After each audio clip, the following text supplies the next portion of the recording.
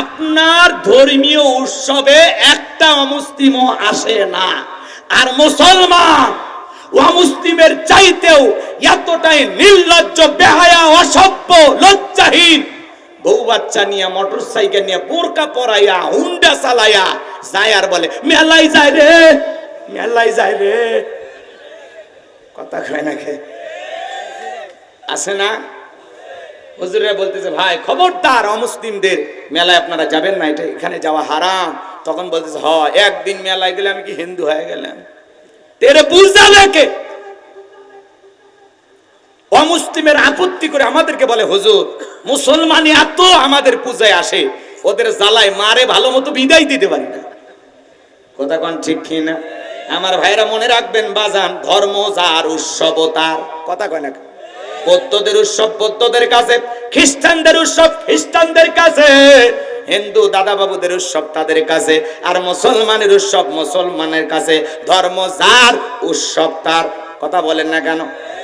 গাছ যার ফল সবার মানবেন, জোরে কয় না ভাই? চাকরি যার বেতন সবার মানবেন, পুকুর যার মাছ সবার মানবেন, বউ যার হক সবার মানবেন, এগুলো জীবনেও মানবেন না। নিজের বেলায় তো 16 আনা ভালোই বোঝেন, তাহলে ধর্মের ব্যাপারে এত উদাসীন কেন? ধর্ম যার উৎসব তার। মনে থাকবে তো ইনশাআল্লাহ? বউ যার হক তার, চাকরি যার বেতন তার, গাছ যার ফল তার। তো ধর্ম আমার, উৎসব আমার।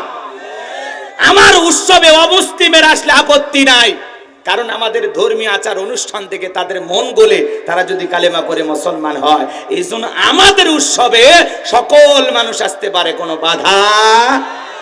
কিন্তু আমরা যাই উকি ঝুঁকি মেরে উৎসবে দেখব, এটা হবে না। তাহলে কি করবেন হুজুর? অমুসলিমেরা শোনেন, মুসলমান যে জনপদের নেতা হবে, মুসলমানেরা যে এলাকার রাষ্ট্রপ্রধান হবে, অমুসলিমেরা কতটা নিরাপত্তা নিয়ে বসবাস করবে জানেন? ডিমের ভিতরে কুসুম যতটা নিরাপদ, মায়ের কোলে দুধ পান করা শিশুটা যতটা নিরাপদ, তার চাইতে বেশি নিরাপত্তা অমুসলিমদের দিতে হবে। কথা বলে ঠিক কিনা? আপনার অধিকার এদিকে খেয়াল করেন, আপনার কাজ হলো অমুসলিমেরা যেন সুন্দরভাবে সমাজে বসবাস করতে পারে, তাদের ধর্মীয় উৎসব পালন করতে পারে, এজন্য মুসলমান তাদেরকে নিরাপত্তা দেবে। এটা মুসলমানের ইমানি দায়িত্ব। কিন্তু আজকে দেখা যায় আমাদের চাইতে তারা বেশি আরামায়েশে আছে, আমাদের আফসোস নাই।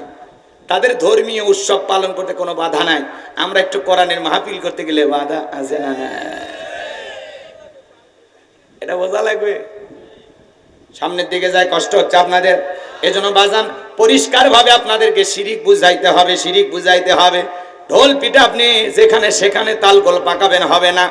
যেই ধর্মের মানুষ সে তার উৎসব পালন করবে, ধর্ম যার উৎসব হবে তার। কথা বলেন ঠিক কিনা? ধর্ম যার আনন্দ তার, উৎসব তার, হাসি খুশি তার। বোঝা গেছে? লাপাইন না আর গান গায় না, আগে কি সুন্দর দিন কাটাইতাম। সোলো গান দেওয়া শিখছেন খুব না? একটা ধর্ম সবে একাকার করে ফেলে দিচ্ছেন। কথা বোঝেন নাই মনে হয়? পরিষ্কার হয়েছে তো নাকি আরো কিছু বলবো?